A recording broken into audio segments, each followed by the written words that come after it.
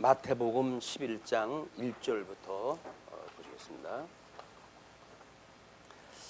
마태복음 11장 1절.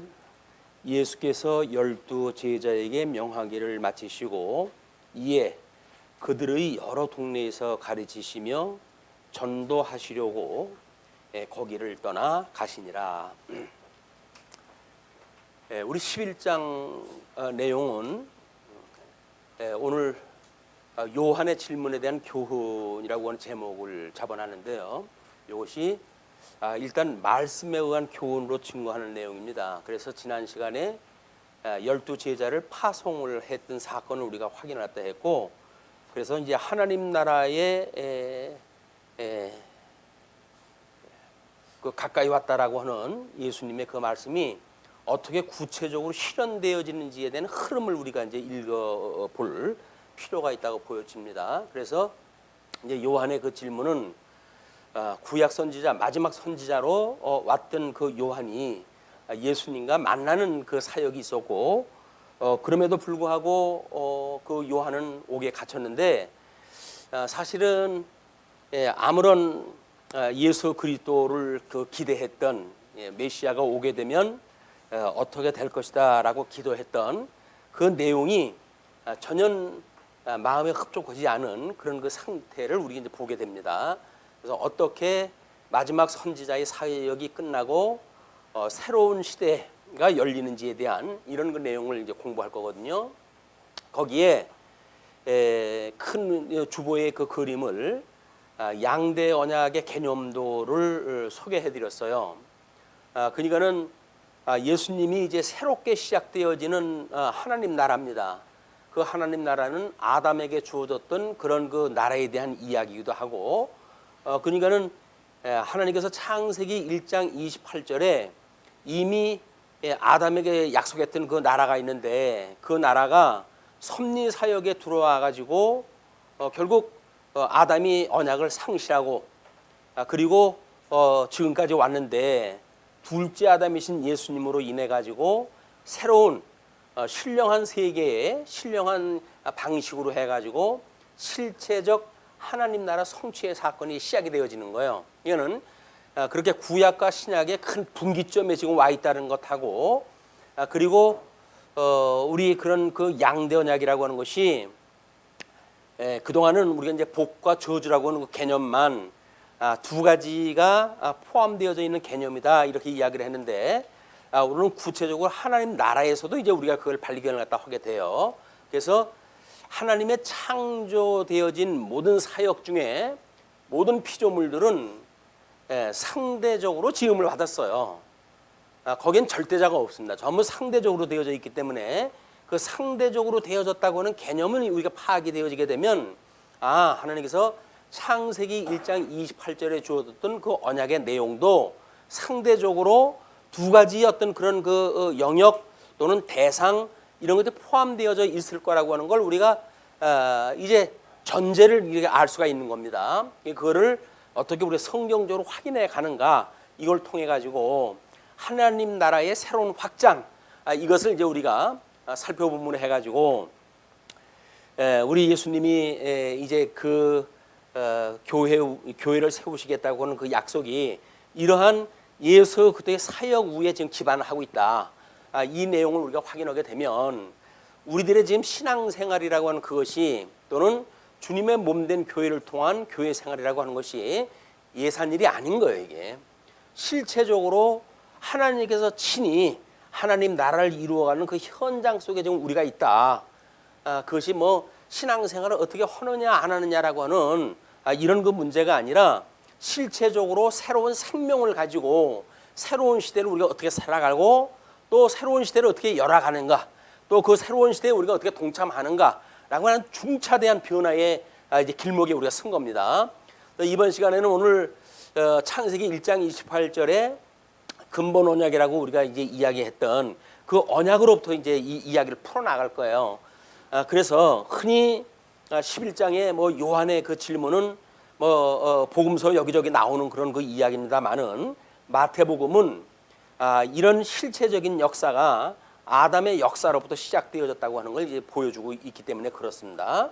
자, 그러면 이제 흔히들 11장 1절의 말씀을 우리는 이제 파송을 위한 교훈을 마치고 전도를 위해 떠나셨다라고 하는 제목을 잡아놨는데, 이제 혹자들은 11장 42절에 연결되어져 있는 구절로 이해를 갖다 합니다. 왜냐하면 이제 그 12 제자들로 하여금 파송을 갖다 했기 때문에 예수님도 그걸 명하고 이제 끝난 사건이기 때문에 42절로 연결되어져 있는 것으로 이해를 갖다 하는데, 뭐 큰 그런 문맥적으로 차이가 없어요. 그래서 일단 11장으로 우리가 소개를 갖다 했고, 2절서부터 6절을 보시게 되면 예수께서 요한의 제자들에게 전할 내용을 가르치십니다. 자, 그러면 요한이 옥에서 그리스도께서 하신 일을 듣고 제자들을 보내요. 그리스도께서 하신 일이 있어요. 그거는 이미 우리가 요한하고 만났고 요한에 의해서 물세례를 받았고, 요한은 이제 감옥에 갇히게 되어졌고, 그 이후에 예수님이 하셨던 모든 사역들이 포함되어지겠죠. 그러니까 그리스도께서 하신 일을 듣고 제자들을 보내요. 예수께 여짜오되 오실 그이가 당신이 오니까 우리가 다른 일을 기다리오리까 라고 이야기합니다. 자, 우리는 예수님이 오셨을 때 우리 구약 성경을 믿고 있던 그 유대인들이 어떠한 대망 사상을 가지고 있었는가? 메시아의 대망 사상입니다. 이 메시아 대망 사상인데, 유대인들은 안타깝게도 구약 성경을 통해 가지고 다윗 왕으로부터 말미암는 메시아, 그 이야기는 정치적 메시아를 꿈꾸고 있었어요. 모든 유대인들이 다 그렇게 해왔던 겁니다. 물론 이제 그런 그 성결했던 사람들 또는 하나님의 신비로운 것을 깨닫고 있던 몇 사람들은 예수님을 메시아로 기다렸고, 그래서 진정한 그 예수님을 기다렸던 막 이런 출생됐을 때에 뭐 몇 사람이 소개되어지기도 하지요. 그러나 이 유대인들의 대부분들은 정치적인 메시아를 꿈꾸고 있었다. 왜냐하면 로마 제국의 치하에 있는 이런 그 입장에 있어서 그들이 이야기하는 하나님의 나라라고 하는 그 이야기는 로마 제국을 이제 폐하고 새롭게 만들어지는 하나님의 나라, 이것이 끊임없이 꿈꿔왔던 거예요. 우리 중간사에서 마카비 왕조도 여전히 이렇게 이제 모형적인 역사였기 때문에 다니엘서의 그 예언에 의해 가지고 수전 사건이 있었다고 하는 그 이야기는 사실은 다윗의 왕국에 연결되어진 이 사건이었어요. 그다음에 이제 하스몬 왕국에 대한 이제 이 제국이 등장을 하는데, 하스몬도 여전히 정치적인 제국을 꿈꾸다가 하나님 앞에 책망을 듣는 거로 이제 요한계시록에 나오게 되어지는 것이 네나팔지왕이라고 이렇게 이야기를 했습니다. 그러니까 예수님이 오시기 전까지 모든 유대인들이 역사적으로 하나님 나라를 꿈꿔왔고, 그들이 꿈꿔왔던 하나님의 나라는 여전히 다윗 왕국을 통해 가지고 세워졌던 그런 전무후무한 통일 왕국, 그걸 이제 꿈꾸고 있는 거예요. 물론 이제 우리 회복의 역사, 우리 그 구약 성경에서 이야기하고 있던 회복의 역사도 그림자적으로는 다윗 왕국의 회복이었잖아요. 그러니까 이런 어떤 그 하나님 나라의 개념을 이해한다고 하는 것은 수많은 세월을 살아왔던 이스라엘 백성들은 당연한 겁니다. 이게 그냥 상식적으로 너무나 당연한 거예요. 우리는 다만 신약 성경을 통해 가지고 이걸 비판적으로 볼 수 있는 이런 신령한 눈을 가지고 있으니까 이것이 비판적으로 보이지만, 이때 있는 사람들한테는 당연한 거예요. 그때 열심당원의 그 출신이라고 그렇게 이야기를 했어요. 우리 세례 요한이. 그래서 그 세례 요한이 추구하고 있는 세계 또한 사실은 이 세계. 그리고 우리 메시아가 자기보다 상당히 우월한 그런 그 메시아가 등장했다 해가지고 자기가 선언했던 하나님 나라, 회개하라, 천국이 가까웠다라고 자기가 선언을 갖다 했는데, 그 천국의 나라가 마태는 이런 육적인 하나님의 나라를 세례 요한이 보고 있다고 하는 걸 지금 고발을 하는 거예요. 물론 뭐 그렇지 않은 영역도 있을 수가 있겠죠. 그런데 우리 세례 요한이 예수님으로 이제 예수님한테 세례를 베풀고 그리고 헤로드 왕에 대한 이제 그 정죄를 인해 가지고 정치적으로 좀 수용이 됐잖아요. 그 감옥에 갇혀져 있는 그 가론 뭐 세례 요한의 입장에서 보게 되면 자기가 그래 뜨겁게 갈망했던 이런 그 하나님의 나라, 이 나라가 지금쯤 뭐가 이루어질 것으로 믿었는데 예수님이 와가지고 자기가 생각했던 그런 어떤 공의의 역사가 이루어지는 것이 아니라 예수님은 환자 고쳐주고 사랑을 선언하고 자기가 생각하게 되면 쓸데없는 일을 갖다 하고 있는 거예요. 예수님이. 그러니까 지금 우리가 주님의 몸된 교회 생활을 갖다 한다고 하는 이 교회 생활도 마찬가지로 어떻게 어떤 교회관을 가지고 있는가에 따라서 우리는 교회 생활의 상황이 달라져요. 교회 생활을 또 하게 되면 뭐 병을 고친다 또는 뭐 하는 사업이 잘 된다 이런 쪽으로 이 교회관을 가지고 있게 되어지게 되면 말씀은 별로 그렇게 중요하지는 않습니다. 왜냐하면 이 교회가 우리 뭐 교회라고 하는 것이 하나님의 나라로서의 그 교회라고 한다면 성도들이 뭐가 잘 되어야 될 거 아닙니까? 그런데 예수님은 복 있는 자를 선언할 때 이미 나로 인하여 핍박을 받는 자는 복이 있다고 선언을 갖다 했고, 그래서 이 교회의 모든 성도들은 예수님을 믿는 한 우리 고난에 참여한다고 스스로 고백하는 자들이에요. 그냥 세상의 고난이라고 하는 그런 그 일이 기이한 일이 아닙니다. 당연한 거예요, 당연한 것. 근데 만약에 이거를 이 사람들이 보는 개념적으로 보게 되면 육적으로 뭔가 편안한 세상이 와야 된다고 보는 거죠. 그런데 하나님의 나라는 육적으로 해서 평안한 세상을 주고자 하는 것이 아니에요. 그렇다고 한다면 지금 21세기의 교회는 하나님의 엄청난 축복으로 가득 찬 교회들이죠. 지금처럼 경제적으로 부유했던 때가 없어요, 대한민국에. 그렇다고 한다면 한국의 이 교회야말로 하나님께서 충만한 복을 부어준 거 아닙니까? 근데 왜 그 교회는 세상 사람들한테 오히려 비아냥을 듣고 욕을 먹고 이런 그 지경에 빠졌을까요? 이게 이제 우리가 뭔가 관점을 바꿔야 될 때라는 거예요. 새로운 시대가 열렸으면 새로운 시대에 걸맞는 우리들의 개념이 만들어져야 되는데 그렇지 않고 여전히 구습을 좇는, 이 구습이라고 하는 것이 과거에 이런 그 습관이거든요. 이 구습에 의한 교회관을 갖고 있게 되어지게 되면 뭔가 잘 되는 것만 좋다고 보는 거예요. 잘 되는 것. 내 뜻대로 뭐가 잘 되는 것. 근데 내 뜻이 뭐가 중요합니까? 하나님의 뜻대로 되는 게 중요하지. 근데 우리는 하나님의 생각은 별로 관심이 없어요. 내가 힘들면 내 이 힘든 걸 해결하고자 하는 것이 우리의 마음이기 때문에 우리는 하나님의 뜻하고는 상관없는 교회 생활을 하는 것이 지금 한국 교회의 비극이라고 보여집니다. 하나님의 뜻에 우리가 생각을 가지고 있다고 한다면 우리는 이 구습으로 우리가 단단하게 아주 굳어져 있는 이런 그 생각 세계를 어떻게 타파하고 새로운 세계를 열 것인가, 새로운 시대에 열리는 이 한국 교회관에 대해서 우리는 어떤 관점으로 우리의 생각을 전환할 것인가, 이것이 오늘 말씀으로 해가지고 새로운 도전의 시간이 될까라고 보여집니다. 자, 그거를 요한이 이제 문제 제기를 딱 한 거예요. 이렇게 보니까 자기의 생각하고 달라요. 내 뜻하고 달라요. 요한이라고는 개인의 그런 그 입장 또는 민족적으로 뭐 공감을 갖다 했던 그런 그 역사지요. 그렇기 때문에 그 사람들이 가지고 있던 뜻과 지금 예수님이 하고 있는 뜻과 뭐가 괴리가 만들어졌어요. 그러니까 요한이 예수님한테 질문을 갖다 할 수밖에 없는 거죠. 만약에 당신이 아니라고 하면 다른 사람을 기다릴까요? 어떻게 답답하면 그러겠어요. 자기가 세례까지 베풀고 하나님의 어린 양이라고 이야기했던 사람인데 그 예수님이 와가지고 자기가 기대했던 그런 전혀 정치적인 역할을 하나도 안 하고 있는 거예요. 다윗의 왕국이 회복되기는 싹수가 노란 거예요. 자기가 봤을 때.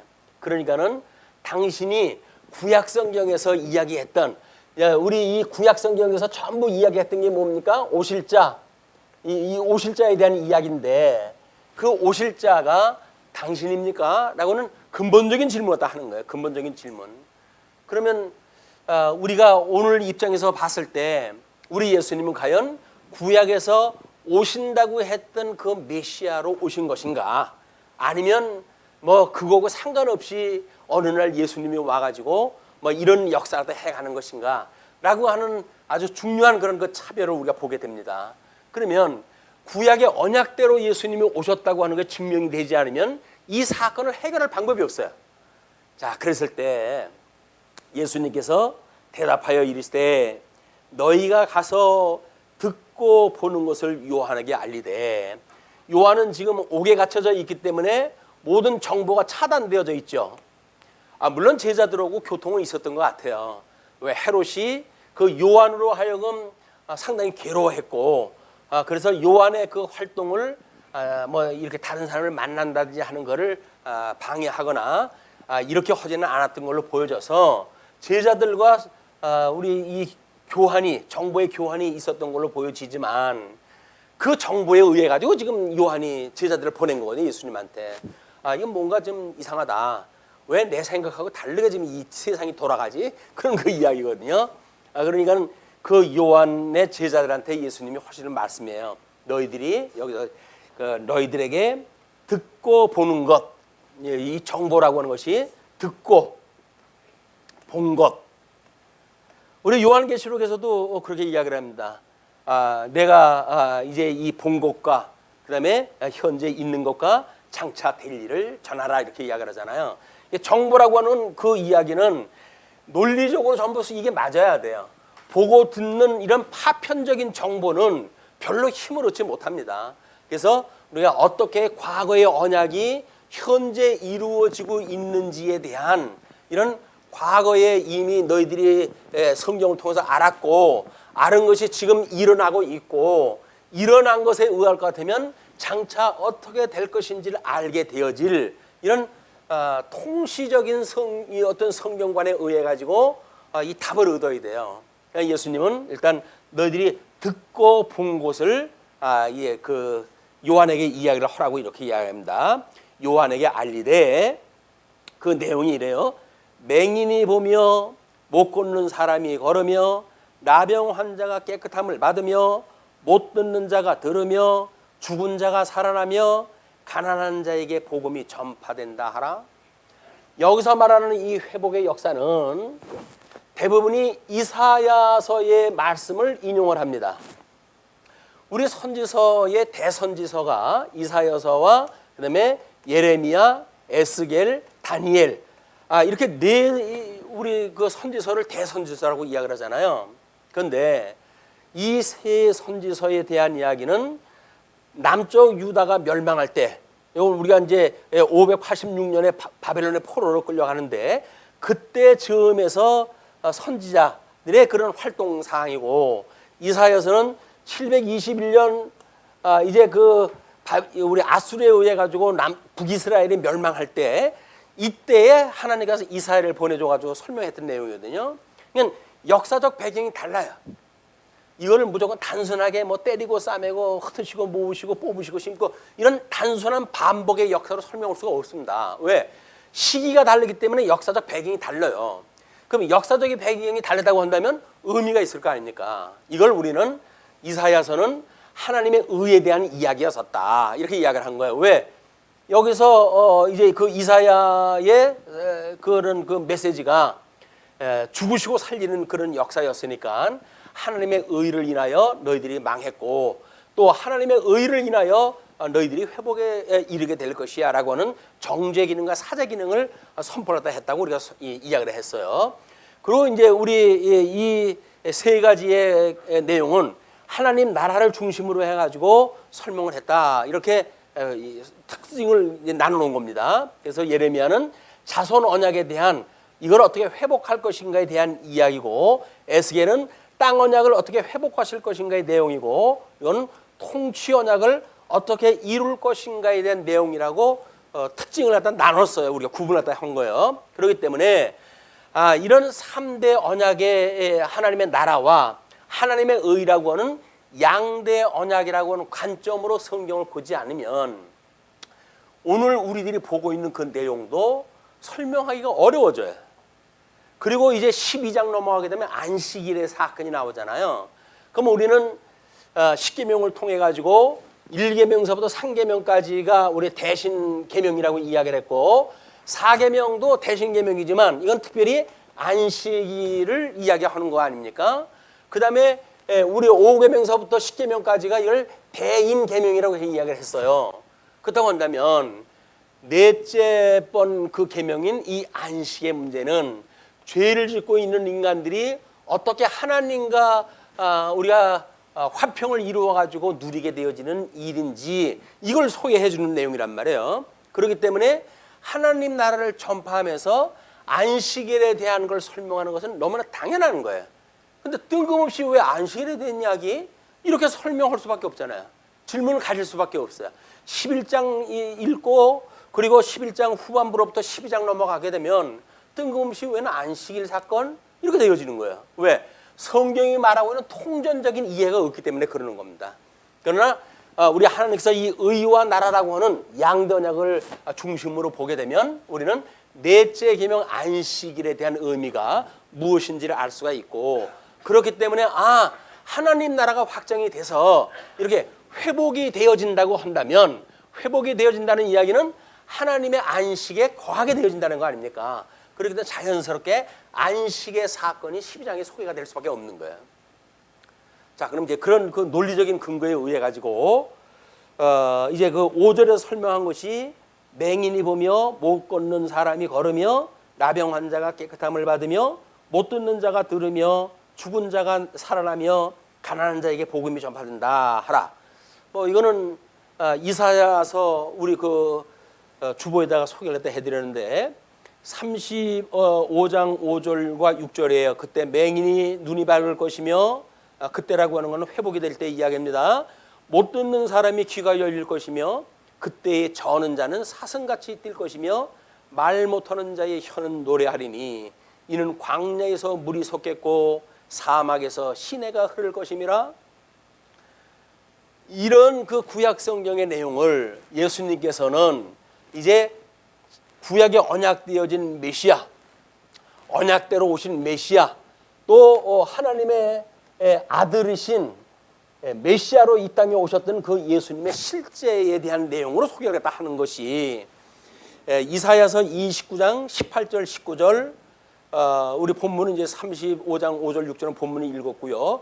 61장 1절 말씀 이런 것들이 전부 회복에 대한 이야기입니다. 이사야서를 통해서 회복에 대한 이야기들을 예수님이 전부 인용을 한 거예요. 거기서 대표적으로 회복의 역사가 일어나기 때문에 이 병자가 고쳐지는데 이런 역사관이 잘못되고 성경관이 잘못되어지게 되면 현재 교회관에서는 어떻게 된다고요? 병자를 고치는 일이 주님의 몸된 교회에서 하는 일이라고 이런 오해가 되어지는 거예요. 예. 말씀은 목사에게, 환자는 의사에게 이래 돼요. 왜 병자를 고치는 것이 병을 이 교회에서 이걸 고칩니까? 이거를 예수님이 이렇게 했던 사실은 구약의 이런 언약대로 당신이 이루신 메시아인 걸 증거했던 내용이지 우리 보고 튼튼한 몸 가지고 잘 먹고 잘 살려고 얘기해 주신 게 아닙니다. 성경관의 오해를 가지게 되면 우리는 치유관이라든지 이런 것도 잘못되어지고 치유관은 결국은 우리 생사관하고 연결되어져 있는 거 아닙니까? 이 생사관하고 연결되어졌다는 이야기는 우리 영혼관하고도 이게 연결되어져 있고 생명이라고 하는 것도 연결되어져 있는 거예요. 그러면 이런 전체로부터 이런 부분적인 오해가 만들어지질 않습니다. 전체를 모르기 때문에 부분적인 오해가 만들어지는 거예요. 이 성경을 통전적으로 이해하지 못하게 되면 우리는 부분적인 정보에 의해 가지고 부분적인 어떤 판단을 갖다 하게 되어지고 그러므로 안식을 누릴 수가 없는 거예요. 우리 하나님께서 지금 이 요한의 제자들한테 예수님이 소개했던 내용을 보고 그러면서 6절에 이렇게 이야기를 합니다. 누구든지 나로 말미암아 실족하지 아니하는 자는 복이 있도다. 자, 예수님은 일찍 복 있는 자가 당신이라고 소개할 때 했어요. 그런데 복 있는 자에 참여하는 자가 지금 고난에 참여하는 자라고 이렇게 얘기를 했죠. 고난에 참여하는 일인데 고난을 견디지 못하는 자, 뭐 그것이 이들이 이야기했던 그 국가 간의 그런 오해가 됐던 또는 자기네들의 어떤 그 건강 문제가 됐던 이런 고난에 참여하지 못하고 그리고 의심을 갖게 되어져서 예수님을 버리게 되어지는 자, 예수님에게로부터 떠나게 되어지는 자, 이런 자는 복 있는 자가 아니라는 거예요. 복 있는 자는 뭐라고요? 어떤 일이 되어졌든지 간에 예수님이 하셨던 말씀이 구약의 언약대로 이루시는 메시아예요. 당신은 그리스도셔요. 그리고 주님의 몸된 교회의 기초가 되어졌고 우리의 생명의 주인이 되어졌고 우리를 영생으로 옮기셨던 분이고 그렇기 때문에 그를 이루기 위해서 그 과정을 통해 아주 수많은 고난이 있다 할지라도 우리는 주님을 떠날 수가 없어요. 주님은 우리하고 한 몸이십니다 라고 신앙 고백을 하는 자들이 어떤 자들이라고요? 안식에 참여하게 되어지는 복 있는 자란 말이에요. 복 있는 자. 이 양언약에서 이 하나님의 의를 이야기했던 이 복 있는 자, 이 복과 나라라고 우리가 이야기를 했어요. 양언약은. 그 복 있는 자가 어떤 자인가? 이렇게 어떠한 시험이 온다 할지라도 예수님을 떠나지 아니하는 자, 예수님과 한 몸 되어진 것을 고백하는 자, 이런 자들이 복 있는 자예요. 그런데 우리는 복 있는 자라고 하는 것이 어떤 세상의 이런 복, 소위 세속적인 복을 추구하다가 보니까 우리는 이 구습에 얽매여져 살아갈 수밖에 없고 여기에 종로로 설 수밖에 없다. 이거로부터 우리 진정 자유라고 하는 그 이야기는 뭡니까? 구습으로부터 우리가 영생으로 주어지는 진정한 자유를 얻게 되어지는데 이 자유야말로 하나님의 뜻대로 살아가는 데에 반대를 받지 않냐할 자유가 있는 거예요. 세상에서 잘 먹고 잘 사는 자유가 아니라 세상의 사망의 권세로부터 놓여나서 하나님의 뜻대로 살고 싶은 대로 살 수 있는 자유, 그것이 하나님께 주셨던 우리의 자유입니다. 근데 이 자유를 육체의 기회로 삼잖아요. 이 육체의 기회로 삼아요. 왜? 자유를 줬다고. 그러니까 세상에서 가지고 있는 육체적인 자유를 이걸 삼기 때문에 세속적인 어떤 그런 그 복을 추구하고 세속적인 세상살이에 우리가 빠져 살고 그러면서 우리가 신앙생활 한다고 그랬으니까 그거는 복이 있는 것이 아니라 저주에 지금 종로를 타고 있는 거란 말이에요. 이 저주로부터 우리가 놓여나야 복 있는 자리에 가게 되어지는데 우리가 사는 영역이 어딘지, 생명의 세계에 내가 살고 있는지, 아니면 사망의 권세 아래 아직도 우리가 조종을 당하고 있는지, 거기에서 우리가 사망의 통치를 갖다 받아가면서 종노릇을 하고 있는지 우리가 끊임없이 깨어 있어야 될 이유입니다. 그래서 어둠의 이런 권세에 대하여 끊임없이 투쟁을 갖다 해나가는 이런 것이 우리의 이 고난으로 이게 증명되어지는 거예요. 싸움이 없는데 무슨 고난이 있겠어요? 세상 살아가는데 종노릇 하게 되면 우리 구박하지 않습니다. 세상에 우리가 종노릇 하게 되면 세상이 우리를 미워할 이유가 없어요. 왜 세상이 우리를 미워합니까? 사사건건 우리는 반대라고 그러잖아요. 난 너희들이 말하는 거 난 못 믿네. 나는 그렇게 못 사네. 이렇게 이야기를 하니까 미워하는 거지. 이들이 살라고 하는 대로 사면 자기네 말 들리는데 왜 우리를 미워해요? 예수 믿는 사람들은 당신네들의 말에 동의할 수 없네. 우리는 그런 거 아닙니까? 진리가 그거를 그렇게 말하지 않네. 이렇게 이야기하는 거 아니에요. 세상에 수많은 교회가 그걸 따라간다 할지라도 우리는 나는 그렇게 믿을 수 없네 라고 이야기하는 거 아니에요. 그게 우리들의 정체성이에요. 정체성. 나는 아무리 수많은 사람들이 그렇게 신앙생활 한다 할지라도 나는 그렇게 동의할 수 없네. 왜? 성경관이 그렇게 말하지 않으니까. 성경에서 그렇게 이야기를 하지 않기 때문에 수많은 다수가 간다 할지라도 나는 동의할 수 없어. 이런 독자적인 우리 예수 그리스도의 길을 가는 것, 그게 좁은 길을 가는 성도들의 삶이에요. 세상은 우리 예수님이 가는 길은 좁은 길입니다. 넓은 길은 이제 무너질 길이지만 좁은 길로 가는 사람들은 그 길이 협착해가지고 그렇게 가기가 힘들어요. 고난의 여정을 걸을 수밖에 없는 거예요. 그때마다 우리는 온 천하를 지금도 대주제가 돼가지고 하감하고 계셨던 우리 주님, 나를 죽었던 데로부터 살렸던 주님, 그 주님 앞에 기도하는 거예요. 주님, 우리 교회 옆에서 그러더라고요. 주님, 이러다 우리 집 모든 사람 다 죽겠습니다. 제발 좀 살려주세요. 라고 이야기했다 하는데 몸이 문제가 아니에요. 암으로 해도 죽어가는 게 걱정이 아닙니다. 영적으로 죽어가는 것이 걱정이죠. 그렇다고 한다면 우리 주님 앞에 우리를 제발 시험에 들게 하지 마시고 악에서 우리를 건져주세요라고 기도할 일입니다. 이게 시험에 들지 않는 것이 결국은 떠나는 일이 아니고 복 있는 자로 선언이 되어지는 거니까, 너희 실족하는 자는 실족하지 아니하는 자는 복이 있다고. 그러니까 우리가 예수 그리스도를 믿으면서 당하는 고난에 기꺼이 기쁨으로 참여하고, 그러므로 해서 나는 복 있는 자야라고 하는 걸 스스로 확인할 수 있는, 너무 역설적이지 않습니까? 고난을 당하면서 하나님 감사합니다, 저를 이 고난받는 자에 합당한 자로 여겨주심을 감사합니다 라고 기도할 수 있다고 한다면, 이게 도대체 어떻게 이게 해석이 되어집니까? 그냥 세상이 감당할 수가 없는 거야. 세상은 우리를 고난을 줘가지고 예수님 못 믿게 하는데, 우리는 예수님 못 믿게 하는 고난이 올 때마다 오히려 하나님 감사합니다 이야기를 하니까, 환난 날에 온전히 기뻐하라 했던 주님의 말씀이 오늘 복 있는 성도들한테 임하게 되어지는 거예요. 그 역사가 우리들로 하여금 복 있는 자로 스스로 우리가 믿게 되어지고, 그렇게 되어지기 때문에 나는 행복하답니다 이렇게 합니다. 나는 행복하답니다. 돈이 없어서, 건강이 약해서 그래가지고 세상에 문제가 있다고요? 천만의 말씀이에요. 믿음이 없어서 문제인 거예요. 하나님께서 우리한테 믿음만 주신다고 한다면 우리는 아무것도 한 일이 없는데 하나님 나라의 권속으로 하나님께서 불러주셨다고 하는 자체, 그 하나만 가지고도 우리는 행복한 사람들입니다. 사도 바울 로마서에서 그렇게 설명을 하죠. 아무것도 한 일이 없는 복 있는 자들의 행복에 대하여 이렇게 이야기를 하잖아요. 그리고 복에 참여한 자들이에요. 이걸 지금 예수님이 일찍이 미리 이렇게 선포했다 하는 겁니다. 그러면서 자, 그들이 떠남에 이제 그 상황이 이제 그렇게 7절로부터 19절 세례 요한을 들어가지고 자신이 그리스도이심을 가르치는 일이에요. 제자들은 단편적인 정보만 가지고 지금 질문을 갖다 한 사람들 아니에요. 이런 사람들한테 장황한 어떤 이유를 설명할 수가 없어요. 왜? 자기가 알고 있는 것이 규모가 요만하거든요. 그런 사람한테 너무 큰 걸 말하면 머리에 쥐가 나가지고 알아들을 수가 없어요. 그러니까 그냥 이 사람들이 알 만한 정보, 요한한테 아주 단답형으로 전해질 수 있는 정보, 요것만 전해줘라 그 이야기야.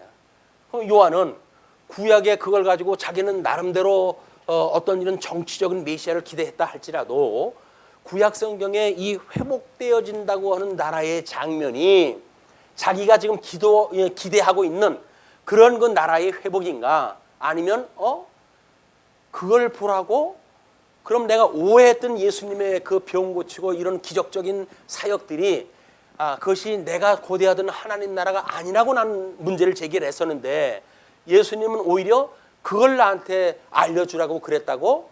그렇다고 한다면 구약 성경에 말했던 그 회복의 역사가 무엇일까라는 걸 아마 곰곰이 생각을 할 거예요. 그리고 아마 모르긴 몰라도 이 시험에 들지를 않아가지고 복 있는 자에 대한 것이 회복되지 않을까 이런 그 기대를 갖다 해봅니다. 이런 걸 보게 되면 우리가 다른 사람에게 복음을 전하고 나는 버림을 받을까 두렵다라고 하는 사도 바울의 그 뜻이 감히 뭔지를 알 수가 있잖아요. 우리가 안다라고 하는 건 아직도 모르는 거야. 끊임없이 우리 하나님의 은혜를 구하는 삶이 우리한테 필요한 일이다.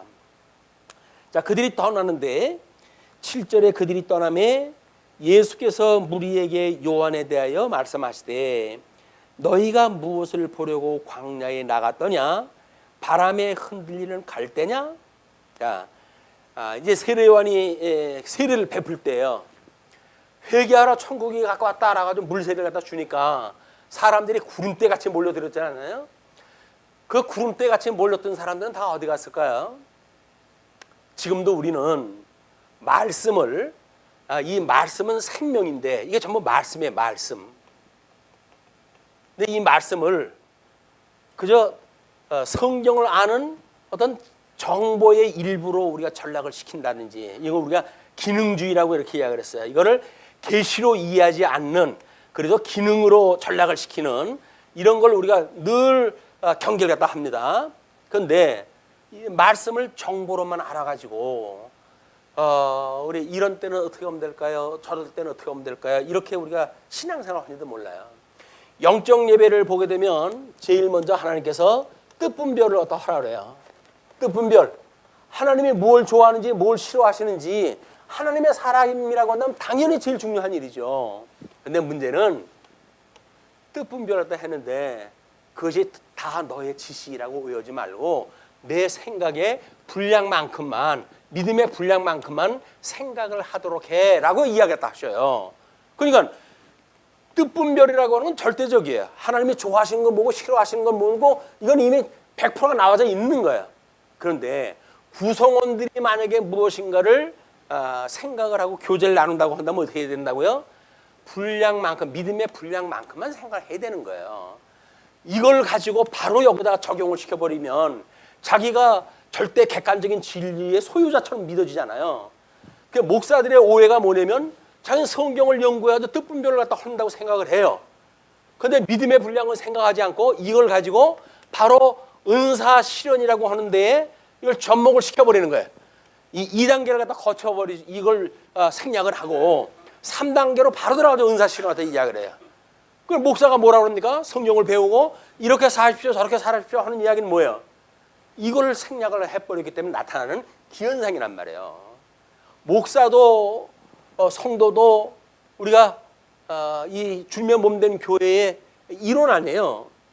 그럼 목사는 이 안에서 자기가 이야기를 해야 돼요. 여기서 이야기하는 것이 아니라 여기서 이야기를 해야 된다고요. 목사는 어려서 이야기해 보통 여기서 이야기를 하는 거예요. 성경의 내용을 가지고 이러고 저러고 이걸 지시라도 한단 말이에요. 그런데 자기 믿음의 분량이 그만한가? 자기도 안 되는 거예요, 그게. 자기도 안 되면서 이렇게 한다는 이야기는 우리가 이런 영적 예배를 오해하고 있다는 이야기예요. 신앙생활에서 믿음이 적은 사람들을 겁박을 주는 그런 그 일들은 이런 영적 예배의 오해로부터 말미암는 것이다. 믿음이 불량이 어린 사람들, 우리가 같은 공으로 사는 사람들 아니에요. 이 사람들끼리 함께 살려고 한다면 어떻게 실현을 갖다 해갈까요? 제일 조건이 그게 사랑의 약속이에요. 사랑의 약속. 사랑의 약속이 어떤 전제를 갖다 해가지고 우리들 하는 건 뭐 사랑의 약속이야. 그러니까 그건 지켜야 돼라고 하는 것이 아니에요. 구성원들의 믿음의 분량만큼 다수의 의견에 의해 가지고 약속이 만들어지지 않겠습니까? 그걸 가지고 주님의 몸된 교회의 은사 실현을 갖다 하고 진리를 전승하고 보수하는 교회의 사명을 감당하게 되어진다. 성경도 모르고 하나님의 뜻도 모르는 사람들이 사랑의 약속이라고 하는 걸 용어를 쓸 수가 없잖아요. 그러니까 성경이 뭐라고 말하는지 그대로 아니면 안 돼요. 뭐 법이 뭐라고 말하는지 그게 안 하면 안 돼요. 라고 이야기할 수밖에 없는 거예요.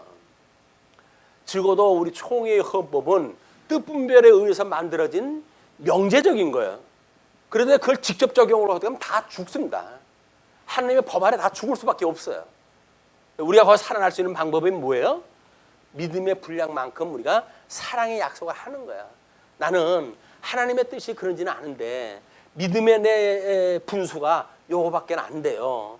그러니까 저를 교인으로 받아들여 주었으니 나의 그런 생각을 10분 용납을 갖다 해서 약속의 이론이 됐으면 좋겠어요 라고 하는 것이 우리 회의의 구성이란 말이에요. 회의를 갖다 하는데 독단적으로 그렇게 하는 거는 회의가 아니에요. 믿음이 큰 자도 있고 작은 자도 있는데 어떻게 수위를 갖다 조정을 할 건가? 만약에 믿음이 적은 자가 많다고 한다면 이 사랑의 약속은 매우 수준이 낮은 약속일 수가 있어요. 그러나 믿음이 약하다고 하면 당연히 그렇게 해야죠. 믿음이 큰 자들이 만약에 모였다고 한다면 이 사랑의 약속은 매우 고급질 수가 있어요. 그럼에도 불구하고 거기에 믿음이 어린 자가 참여할 수 없다고 한다면 아무리 고급지면 모릅니까? 소외되어지는 사람이 있는데 공감력이 떨어져요. 공감성이 떨어져가지고 아픈 자와 함께 울 수 없는 그런 상황이 되어진다고 한다면 아무 의미가 없다. 자, 그런 맥락으로 이제 그걸 이해를 갖다 하셔야 돼요. 그래서 그렇게 그러면 너희는 무엇을 보려고 나갔더냐? 부드러운 옷 입은 사람이냐? 부드러운 옷 입은 사람들은 왕궁에 있느니라. 뭐 이 갈대가 어떻게 보면 요한을 암시할 수도 있죠. 뭐 어린 양이라며. 그런데 지금은 그걸 못 믿어? 갈대처럼 흔들려? 그렇게 지적을 갖다 할 수가 있는 거예요. 그런 것은 이스라엘 백성 모든 사람들의 그런 그 지적일 수도 있습니다. 그러나 너희가 무엇을 보려고 나갔더냐? 부드러운 옷을 입은 사람이냐? 부드러운 옷 입은 사람들은 왕궁에 있다. 그러면 너희가 어찌하여 나갔더냐? 선지자를 보기 위함이었더냐? 옳다. 내가 너희에게 이르노니 선지자보다 더 나은 자니라. 이 요한은 이 구약에서 이야기했던 선지자예요. 선지자. 근데 이 선지자는 과거의 사람들은 예수님 오신 걸 보지 못하고 전부 예언했던 사람들이거든요. 근데 요한은 예수님을 본 사람의 선지자로서, 그렇기 때문에 너희들이 봤던 그는 참으로 선지자고, 뿐만 아니라 선지자보다, 이게 구약 성경에 모형적으로 그림자적으로 소개했던 그 선지자보다 더 나은 자다라고 이야기한 거예요. 기록된 바, 보라 내가 내 사자를 내 앞에 보내노니 그가 내 길을 내 앞에 준비하리라 하신 것이 이 사람에 대한 말씀이니라.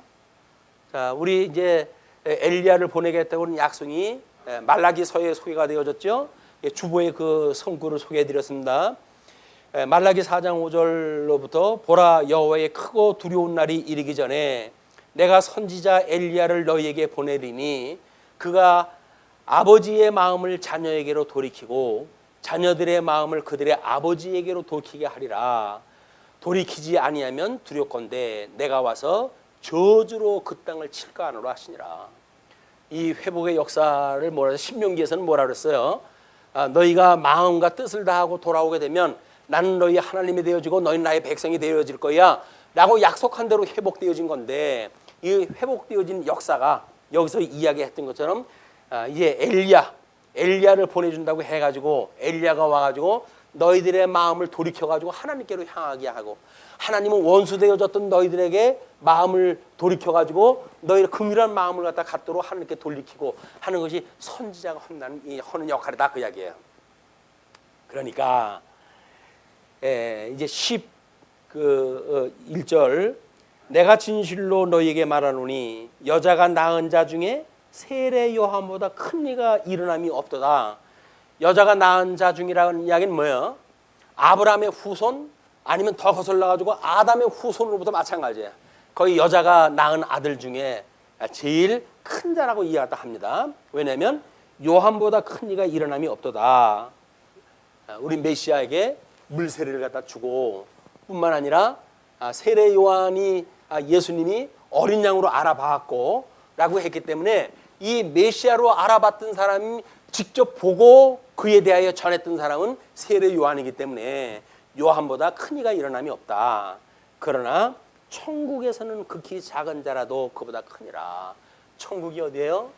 하나님 나라에서는 예수님을 주님의 몸된 교회의 기초로 삼고, 그래서 예수를 참 선지자, 이분이야말로 구약 성경에서 이야기했던 참 선지직을 가졌던 메시아입니다 라고 믿는 사람들의 입장으로 보게 되면 세례 요한은 거기에 미칠 수가 없다, 그런 그 이야기예요. 그렇기 때문에 여자가 낳은 자 중에는 가장 큰 자지만 하나님 나라에서는 이미 하나님 나라의 권속으로 예수 그리스도의 선지직을 듣고, 그래서 그 예수 그리스도로 말미암아 그 마음을 돌이켜 하나님께로 가게 하고 하나님의 마음을 우리를 향하게 해서 원수 되어졌던 우리들로 하여금 성도의 삶을 살게 했던 성도들, 그 성도들의 입장에서 보게 되면 그런 그 이야기예요. 그래서 천국에서는 극히 작은 자라도 그보다 크니라.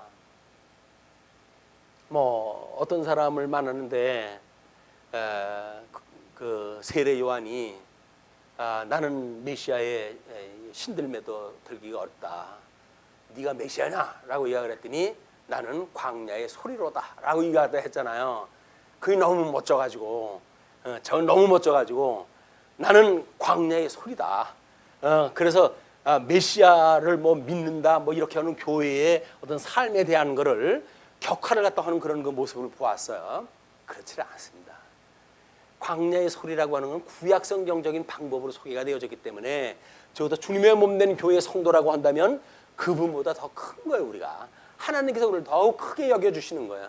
그런 우리 신분에 대한 자긍심을 가져야 될 이유가 있는 겁니다. 자, 그러면서 세례 요한의 때부터 지금까지 천국은 침노를 당하나니 침노하는 자는 빼앗느니라. 매우 난해한 성경 구절이에요. 자, 천국은 침노하는 자의 것이라고 그랬어요. 이걸 가지고 어떻게 천국을 침노한다고? 말이 좀 안 되는 것 같지 않습니까? 느낌상. 그래서 이건 뭐라고 설명을 해야 될까? 그래가지고 전전긍긍 뭐 이런 걸 설명을 여러 가지로 설명을 하려고 그러는데, 이거를 양대 언약까지 끌고 올라갔을 때 하나님께서는 그 복과 나라를 약속을 갖다 했어요. 이렇게 이야기했다. 이 복과 나라를 언약을 갖다 했을 때 우리한테 이 나라에 대한 우리 세 가지 요소라 그랬죠. 이 자손에게는 생육하고 번성하라 이렇게 해야죠. 생육, 번성. 그 다음에 이 땅에 대한 거는 정복하라 이렇게 해서 정복하라. 그리고 이 통치 언약에 대해서는 뭐라 그랬어요? 이걸 다스리라 그래요. 다스리라. 그런데 말이에요. 이 복이라고 하는 건 우리가 이제 복과 저주라고 하는 것이 두 개의 변수가 함께 있는 걸로 우리 이해를 했어요. 근데 나라에 대한 거는 우리가 구체적으로 설명이 없었는데 땅 언약을 보면서 정복하라고 이야기했다는 건 뭐예요? 정복의 대상이 있다는 겁니까? 없다는 겁니까? 정복의 대상이 없는데 정복하라고 그럴까요? 그러면 이건 피정복지가 있다는 이야기예요. 그죠? 우리가 정복해야 될 피정복지가 있어요. 그리고 다스리라고 한다면 다스리도 피통치를 다 받아야 할 사람들이 있는 거예요. 이게 물론 여기는 짐승을 짓고 뭐 그걸 통철하고 문맥적으로는 이해하는지 모릅니다. 그러나 만약에 우리가 영이 없는 짐승은 영이 없는 사람은 짐승과 같다라고 하는 개념으로 봤을 때 하나님을 믿지 않는 자들 전부 피통치자의 영역이 포함되어져 있는 거예요. 이게 그러니까 여기서 저주받은 자들을 또는 복 있는 자가 어떤 하나님의 나라의 관계를 이루는가, 이것이 바로 천국과 지옥에 대한 이야기입니다. 하나님께서 이미 창세기 1장 28절에서 복과 나라를 언약하셨을 때 그 나라는 천국과 지옥의 양면성이 다 언약이 되어진 거예요. 그래서 이 믿음의 선배들은 이걸 문화명령이라고 얘기했어요. 문화명령. 왜? 이 명령의 대상자들이 택자든 불택자들이 다 포함되어져 있거든요. 택자든 불택자든 다 포함되어져 있어요. 그러니까 이걸 하나님께서 은혜 언약과 행위 언약으로 주어진 그 설명하고는 연결시킬 수가 없는 거예요. 그냥 이거를 이건 문화명령이로구나. 그래서 경작하고 농사짓고 먹고 살고 하는 모든 사람들의 이야기지라고 했기 때문에 문화명령으로 이해를 했던 거예요. 우리는 이거를 근본 언약, 양대 언약으로 이해를 해가지고 하나님께서는 이미 창조 사역을 하셨을 때 우리 이제 이게 창조 사역에 속하는 거니까 창조 사역을 했을 때 모든 피조물들은 다 상대적으로 창조되었구나 라고 하는 대전제를 우리가 이제 맺게 되어지는 거예요. 그걸 맺게 되면 이 천국을 만들었으면 지옥도 만들었겠죠. 어떻게 천국만 있고 지옥은 없어요. 어저께 손녀가 그 상가에 왔어요. 그래가지고 넌 할아버지가 이제 나중에 하나님 나라 가도 슬퍼하거나 그러면 안 돼. 왜냐하면 이 할아버지는 이제 하나님 나라 갈 거 아니야. 그러면 그게 소망이 돼야지 그게 슬퍼하고 그러면 안 되는 거야. 이렇게 이야기를 했거든요. 그랬더니 나중에 그러더라고요. 하나님 나라 간다 그랬더니 그럼 지옥 가면 어떡하고. 지옥이 하나님 나라인 줄 알아요. 그게. 천국만 하나님 나라가 아니라 지옥도 하나님 나라인 걸 알더라고요. 예수님 믿으면 하나님 이 천국에 가는 거고 예수님을 믿지 않아야 지옥에 가는 거야. 그러니까 하나님 나라 간다고 할 때는 예수님을 믿는 사람들은 천국이라고는 하나님 나라 가서 사는 거니까 그게 우리 행복한 일이겠지? 슬퍼할 일이 아니겠지? 라고 해서 이야기를 했어요. 뭐 알아듣겠어요. 제가 뭐 그렇게 이제 교육을 좀 했으면 싶어가지고 이야기를 했던 겁니다. 이렇게 하나님의 나라가 무엇인지 개념이 뭔가 왜곡되어지게 되면 우리는 저 실존하는 나라 아닙니까? 창조 사역 때 첫째 날, 둘째 날, 셋째 날 만들어 놓으신 하나님의 나라인데 그것이 마치 이 땅에서 우리가 어떻게 살면 걸리간다고 생각이 든단 말이에요. 그것이 아니라 아버지의 뜻이 하늘에서 이루어졌던 것처럼 이 땅에서 이루어지기를 구하는 것이 주님이 가르쳐준 기도예요. 첫째 날서부터 셋째 날 만들었던 그 하나님 나라는 천사라든지 이런 이성적 존재들이 지금 하나님 영원무도 하나님 찬양하는 곳이에요. 그걸 따라 가지고 지금 이 땅에서 여섯째 날 아담을 만드시고 그 이후로 인생들을 갖다 섭리하시는 일이기 때문에 우리는 천상에서 모든 천사들이 하나님의 영원무토록 찬양하는 것처럼 우리들도 그렇게 살아가게 해주세요라고 늘 기도를 하는 거예요. 잘 먹고 잘 살게 해주세요라고 하는 거 기도하는 게 아니라 하나님의 그런 백성으로 하나님을 경외하는 찬양하는 찬양자로 살아가게 해주세요라고 하는 거다. 자, 이제 무슨 말씀인지 알죠? 우리 하나님의 그 땅을 우리 땅에 번성하고 그리고 그걸 정복하라 이러죠. 정복하라.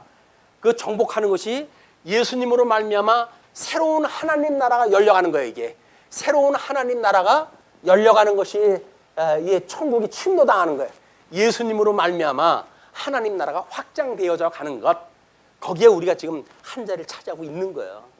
너무나 놀라운 사건 아닙니까? 이 사건이. 자, 그렇게 하면서 만일 너희가 즐겨받을진대라고 하는 그 이야기는 억지로 뭐 그렇다고 치는 게 아니라 정말 우리가 자원하는 믿음으로 그것이 믿어졌을 때 오리라 한 엘리야가 곧 이 사람이니라. 요한이 말라기 선지자가 엘리야를 보내준다고 했는데 요한이야말로 바로 엘리야다 이렇게 이야기하는 거죠. 그러면서 귀 있는 자는 들을지어다. 뭐 그때나 이때나 뭐 귀 없는 자가 있겠습니까마는 이거 들을 수 있는 하나님의 말씀이 생명의 말씀으로 들을 수 있는 그 귀 있는 자는 들을지어다 하시면서 16절에 이 세대를 무엇으로 비유할까? 비유하건대 아이들이 장터에 앉아 제 동물을 불러 이르되 우리가 너희를 향하여 피리를 불어도 너희가 춤추지 않고 우리가 슬피 울어도 너희가 가슴을 치지 아니하였도다 한것 같다. 그 이야기는 뭐예요? 아까 이야기했던 것처럼 공감이 없다는 거예요. 새로운 세상으로 바뀌었는데도 불구하고 그 공감을 갖다 느끼지 못하는 이런 그 일이 일어나는 것이 안타깝다. 그런 그 이야기겠죠. 그래서 이제 그렇게 한 것 같다. 요한이 와서 먹지 않고 마시지도 않고 하매 그들이 말하기를 귀신이 들렸다 하더니 요한은 구약 선지자의 그런 방식으로 했기 때문에 그 음식을 갖다 하면서 신앙을 갖다 했어요. 그 메시아를 갖다 속여 갖다 했어요. 그럴 때 먹지 않고 한다고 해가지고 귀신 들렸다고 하더니 인자는 와서 먹고 마시며 말하기를 보라 먹기를 탐하고 포도주를 즐기는 사람이요 세리와 죄인의 친구로다 하니 지혜는 그 행한 일로 인하여 옳다함을 얻느니라. 아무리 구약 성경의 말씀을 잘 알면 뭐랍니까? 지혜가 없어가지고 참 지혜로 오셨던 예수님에 대한 이 행적에 대해서 전혀 이해가 없는 거예요. 그렇기 때문에 저희 이런 그 선언을 갖다 하는 겁니다. 그래서 이제 지혜는 그 행한 일로 인하여 옳다함을 얻느니라. 끝으로 20절로 24절 이제 불신시에는 구약 성도가 받는 화보다 더 큰 화를 선언한다고 이렇게 이야기를 해요. 예수께서 권능을 가장 많이 행하신 고을들이 회개하지 아니하므로 그때에 책망하시되 화 있을진저 고라시나 화 있을진저 베세다야 너희에게 행한 모든 권능을 두로와 시돈에서 행하였더라면 이방에서입니다. 이방 지역에서 행하였더라면 그들이 벌써 베옷을 입고 제에 앉아 회개하였으리라. 이스라엘 백성들, 이 유대인들, 너희들은 구약 성경을 잘 안다고 선민의식에 그렇게 가득 차 있더니 바로 너희들이 바라고 있는 메시아가 왔음에도 불구하고 이를 알아보지 못하고 회개하지 아니하니 이런 언약의 외인이었던 이방인들한테 오히려 내가 이런 기적을 보였다고 한다면 그들이 먼저 회개했을 것이다. 그런 그 이야기죠. 그러면서 가버나움아 내가 하늘에까지 높아지겠느냐 음부에까지 낮아지리라. 선민의식으로 가득 찬 너희들은 높아지기는커녕 음부에까지 낮아진다. 내가 행한 모든 권능을 소돔에서 행하였더라면 그 성이 오늘까지 있었으리라. 아브람 때로부터 있었던 그 사건을 이제 예를 들어가서 설명하다 합니다. 내가 너희에게 이르노니 심판 날에 소돔 땅이 너보다 견디기 쉬우리라 하시니라. 그래서 이 구약적인 방식을 제대로 이해하지 못한 사람들은 결국 예수 그리스도의 마지막 심판에 이르렀을 때에 이런 구원의 역사에 이르지 못하고 하나님의 언약을 받은 자로 돼 하나님의 이 구원의 반열에 들어가지를 못하고 멸망당하게 되어지고, 오히려 언약의 외연이었던 사람들은 심판날 오히려 하나님 앞에 구원을 받아서 이제 하나님 나라를 이루게 되어지는 이런 역사가 이루어진다. 성경 잘못 알게 되면 모르니만 못한 이 역사가 일어나는 겁니다. 성경 공부 잘못하게 되면 우리는 엉뚱한 일을 갖다 평생 하다 가요. 그런데 정말 하나님 나라의 백성이 무엇을 어떻게 믿고 어떻게 행하게 되어지고, 그리고 우리들의 큰 원리가 무엇인지를 알고 함께 공감을 하면서, 이 공감하는 데는 게 교제를 하는 거 아니에요? 주님의 몸 되는 교회 교제, 성도들의 교제, 그 교제가 사랑인 겁니다. 사랑이 무슨 손잡고 인사하는 게 사랑이 아니라 정말 우리가 믿는 것과 아는 것이 함께 나눌 수 있는, 피차 가르치고 피차 배우고 그리고 주님의 몸 된 이런 그 능력을 드러내는 이런 그 일이야말로 사랑의 역사입니다. 진리와 함께 일어나는 사랑의 역사. 그것이 오늘 말씀을 듣는 우리 말씀운동 서원교회 지금으로부터 영원까지 함께 하실 빌면서 말씀 주시겠습니다. 기도하시죠.